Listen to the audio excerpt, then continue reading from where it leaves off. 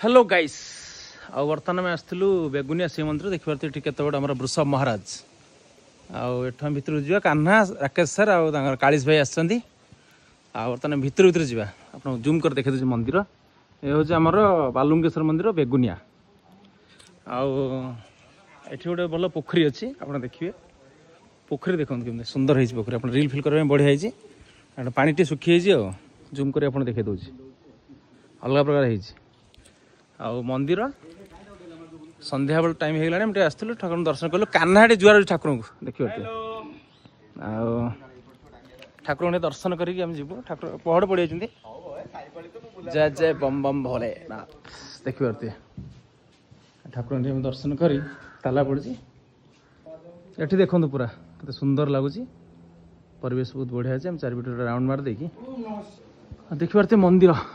Round मारदेलु ये पूरा बढ़िया है पूरा ठंडा लगुच पूरा पवन भी बढ़िया होठू आंब भी गोटे पड़ी पाचिला आम काना आंब पड़ी पूरा पाची खाई काना खाइब आंब तापर आम एठू जीवु बेगुनिया ये मंदिर आसलु आगुरी भी मुझे मंदिर को आसूँ बर्तमान रही जय जगन्नाथ।